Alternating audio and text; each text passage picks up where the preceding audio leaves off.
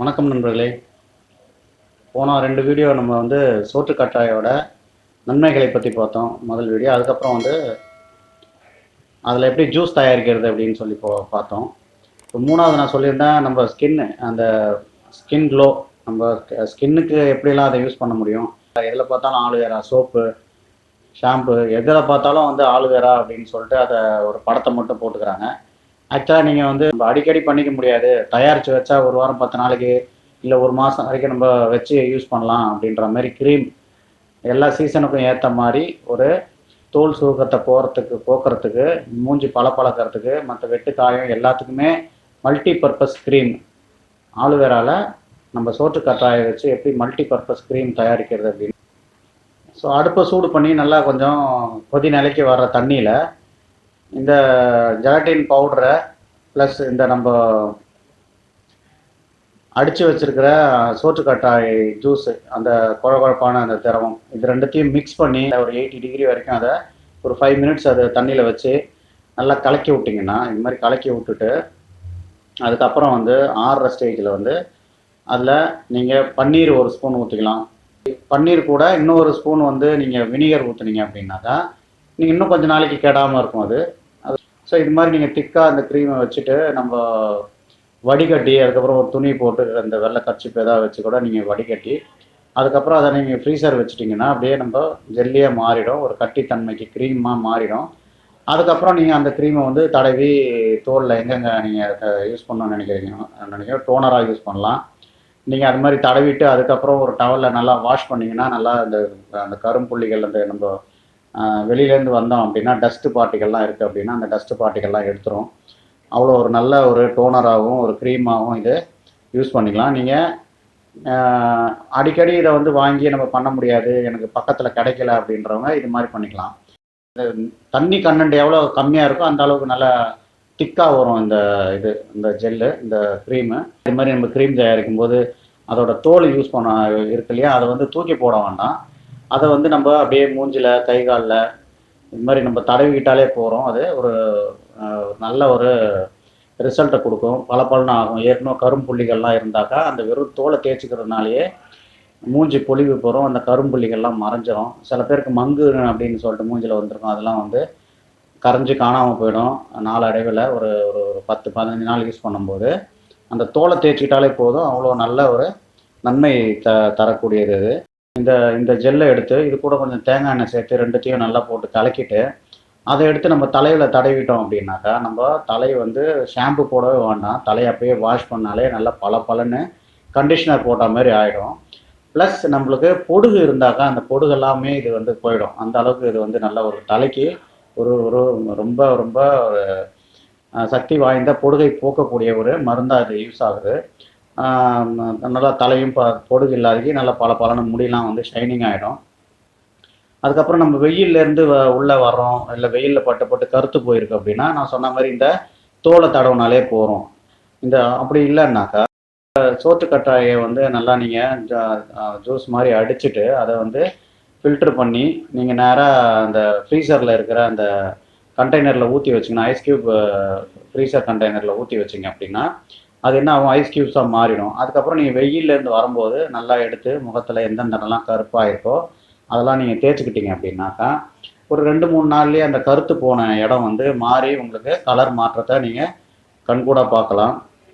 இது முக சுருக்கங்கள்லாம் போகணும், ஒரு புள்ளி இதெல்லாம் போயிட்டு நல்லா பொலிவாக இருக்கணும் அப்படின்னு சொன்னாக்கா இதில் இந்த சோற்று கற்றாழையை இதை எடுத்து ஒரு தோலோட ஒரு பாட்டு எடுத்துட்டு இதை இந்த நம்ம அரிசி மாவு இருக்குது பாருங்கள், அந்த அரிசி மாவில் நல்லா தொட்டுட்டு இதை அப்படியே நம்ம தேய்ச்சிக்கும் போது நம்ம என்ன ஆகும், இது உள்ளே நம்ம ஸ்க்ரப்பர் மாதிரி யூஸ் ஆகும். அந்த ஸ்கின்னுக்கு உள்ளே இருக்கிற அந்த நம்ம ஸ்கின்லேயே சின்ன சின்ன ஹோல்ஸ் இருக்குது, அந்த ஹோல்ஸ் உள்ளே இருக்கிற அந்த கொழுப்பு போன்ற இந்த வேண்டாத எண்ணெய் இதெல்லாம் அழுக்கெல்லாம் எடுக்கிறதுக்கு அது என்ன செய்வாங்க, ஸ்க்ரப்பர் போடுவாங்க.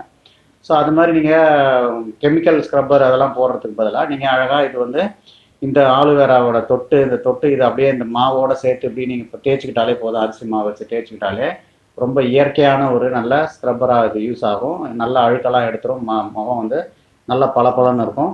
இது அரிசி மாவுலேயும் செய்யலாம், இல்லை நீங்கள் பைத்தம்பருப்பும் மஞ்சளும் சேர்ந்து அந்த கலவையில் போட்டு தேய்ச்சிக்கிட்டாலும் அவ்வளோ ஒரு முகம் பொலிவாக இருக்கும், பளபளன்னு ஆகிடும். நீங்கள் மேக்கப்பே போட தேவையில்ல, அதில் ஜஸ்ட்டு நீங்கள் வாஷ் பண்ணி அதுக்கப்புறம் நீங்கள் சோப் போட்டு கழுவிட்டாலே போதும், முகம் வந்து பளபளப்பாக இருக்கும்.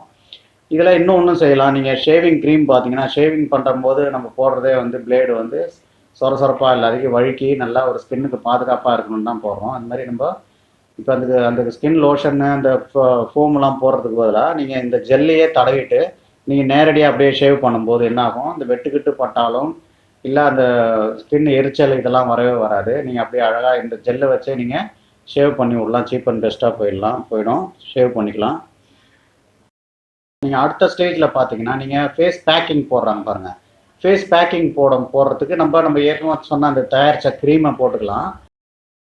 அப்படி இல்லை அப்படின்னா நீங்கள் அந்த டிஷ்யூ பேப்பர் வச்சுக்கிறாங்க இல்லைங்களா, அது மாதிரி வந்து என்ன பண்ணலாம், நீங்கள் இந்த சோத்து கற்றாயோட அந்த ஜூஸில் நீங்கள் டிஷ்யூ பேப்பரை இது மாதிரி இந்த கண்ணுக்கு இதெல்லாம் வந்து ஓப்பனிங் மாதிரி ஒரு கட் பண்ணிவிட்டு அந்த இதில் வந்து நனைச்சி சோத்து கற்றாயோட ஜூஸை நனைச்சி நல்லா அப்படியே நீங்கள் மூஞ்சில் போட்டுட்டு ஒரு 1/4 மணி நேரத்துலேருந்து அரை மணி நேரம் வச்சுருந்து நீங்கள் ரிலாக்ஸ் பண்ணிவிட்டு அதுக்கப்புறம் எடுத்துட்டிங்கன்னா அவ்வளோ ஒரு ஃப்ரெஷ்ஷாக மூஞ்சி இருக்கும், ப்ளஸ் பொலிவாக இருக்கும். உங்களோட தோலில் சுருக்கத்தெல்லாம் எடுத்துகிட்டு நல்ல ஒரு இளமையான தோற்றத்துக்கு அது கொண்டு வந்துடும். இது வந்து முகப்பரு வந்துருச்சுன்னு வச்சுங்க, முகப்பரு போகணும் அப்படின்னாக்கா இந்த ஆலுவேரா ஜூஸ் கூட இந்த ஆலுவேரா அந்த ஜெல்லு கூட நீங்கள் சுண்ணாம்பு கொஞ்சம் சேர்த்திங்கன்னா கால்சியம் கொஞ்சம் சேர்க்கலாம்.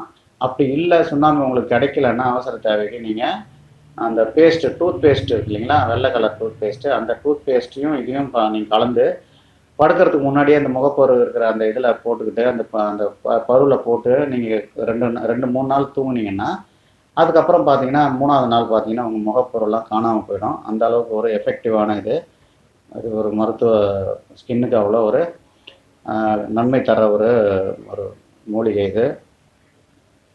இது குளிக்க வந்து சோற்று கற்றாழை ப்ளஸ் அரிசி மாவை ஏற்கனவே யூஸ் பண்ணலான்னு சொல்லியிருக்கோம். தேய்ச்சி பூசி குளிக்கலாம். இது வந்து இந்த மாதிரி இந்த தேனை சேர்த்துட்டு கொஞ்சம் அரிசி மாவு இல்லைன்னா கடலை மாவை சேர்த்து நீங்கள் உடம்புக்கு தேய்ச்சியும் குளிச்சிடலாம். அது தேய்ச்சிட்டு கொஞ்சம் நேரம் இருந்துட்டு குளிச்சிங்கன்னா நல்லா ஒரு உங்களுக்கு உடம்பு ஃபுல்லாக இருக்கிற தோல் சுருக்கங்களை வந்து போகும்.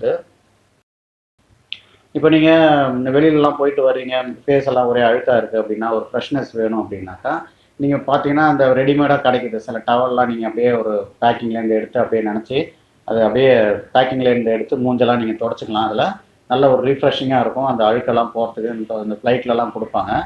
இப்போ அது மாதிரி நீங்கள் என்ன பண்ணலாம், இதை வந்து இந்த பன்னீர் இருக்கு இல்லைங்களா, அந்த பன்னீரையும் இந்த சோத்து கற்றாயோட அந்த ஜெல்லு ப்ளஸ் பன்னீர் இது ரெண்டுத்தையும் சேர்த்து நீங்கள் ஒரு பாட்டிலில் வடிகட்டி நல்லா நீங்கள் கொஞ்சம் தண்ணி சேர்த்து அந்த நல்லா நீங்கள் குளுக்குனீங்க அப்படின்னா பன்னீர்ன்றது இந்த ரோஜாப்பூ ரோஸ் வாட்டர் சொல்கிறோம் இல்லைங்களா, நல்லா குலுக்கிட்டு நீங்கள் அதை வந்து மூஞ்சில் ஸ்ப்ரே பண்ணிக்கலாம். ஸ்ப்ரே பண்ணிக்கிட்டு நீங்கள் அதை தொடச்சாலும் நீங்கள் அவ்வளோ ரீஃப்ரெஷிங்காக இருக்கும். அப்படியே நம்மளுக்கு படிஞ்சிருக்கிற டஸ்ட்டெல்லாம் வெளில வந்துடும், ரொம்ப புத்துணர்ச்சியாக இருக்கும். ஸோ இது மாதிரி பார்த்தீங்கன்னா இதோட தோலுக்கு இதோட நன்மைகள் வந்து சொல்லிக்கிட்டே போகலாம், அவ்வளோ நன்மைகள் இருக்குது. இதோட ஜெல்லு வந்து கண் இமையில் நம்ம தடவும் போது அது நம்ம கண்ணுக்குள்ளேயே ஊடுருவி நம்ம கண் வந்து அவ்வளோ குளிர்ச்சியாக வச்சுக்கும். அதேமாதிரி நம்ம சாப்பிடும்போது இது வந்து கண்ணுக்கு முடிக்கு அவ்வளோ நல்லதுன்னு சொல்லியிருக்கோம். நம்மளுக்கு கண்ணுக்கு தெரிஞ்சு நம்ம முன்னோர்கள் ஒரு நல்ல ஒரு மருத்துவ பொருளாக இதை கண்டறிஞ்சு வச்சுருக்காங்க. அதனால் நம்ம இதை முடிஞ்ச வரைக்கும் நம்ம இதை யூஸ் பண்ணி நம்ம முகப்பொலிவோடு உடல் சுருக்கம் இல்லாதக்கு முக சுருக்கம் இல்லாதக்கு என்றும் இளமையாக இருக்கிறதுக்கு நம்ம இதை யூஸ் பண்ணிப்போம். நம்மளே உங்களுக்கு இந்த வீடியோ பிடிச்சிருக்கும்னு நினைக்கிறேன். எல்லாருக்கும் நீங்கள் ஷேர் பண்ணி விடுங்க, மறக்காதீங்க. லைக் போட்டுடுங்க. முதல் வாட்டி பார்க்குறீங்க அப்படின்னா சப்ஸ்கிரைப் பண்ணுங்கள். நன்றி, வணக்கம். அடுத்த வீடியோவில் சந்திக்கலாம்.